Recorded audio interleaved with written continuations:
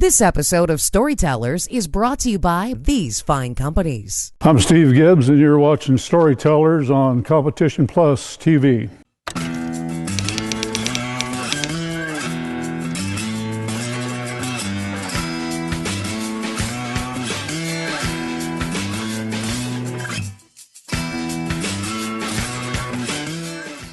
I guess the closest I ever come to going to jail was when I was running Irwindale Raceway.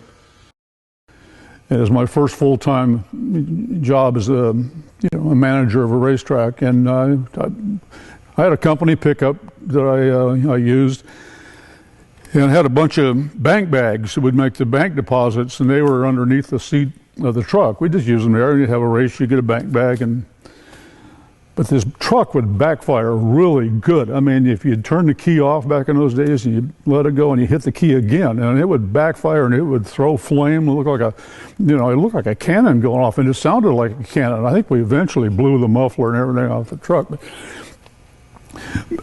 a good friend of mine named Bill Kreitz, who was one of the photographers with National Dragster for years, and a childhood friend of mine. We go back a long way, and Bill's gone, but anyway, we're over at my house having a card game one night, and one of the things I'd like to do is be driving along. I'd see a car coming. I'd try to time this thing just right, to where you'd turn the key off, and just the time the guy got right next to you coming the opposite direction, you hit the key and big backfire, and you watch the brakes come on, and it was just kind of a fun thing to do. Well, it's about 2 in.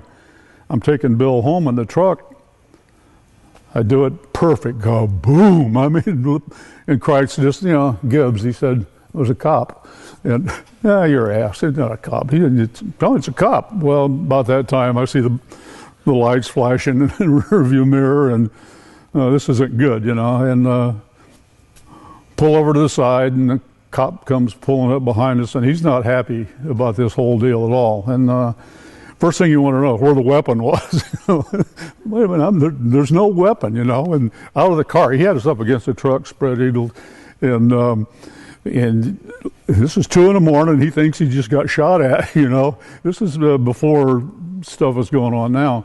And I trying to tell him, the truck just backfired. I don't know what happened, it just backfired, and then of course he sees the bank bags in the truck, and it's looking bad for us. But sooner or later, I'm not sure exactly how we talked our way out of it, but we wound up going home free and clear that night. And but that's probably as close as I come to probably getting handcuffed and put in the back of the car.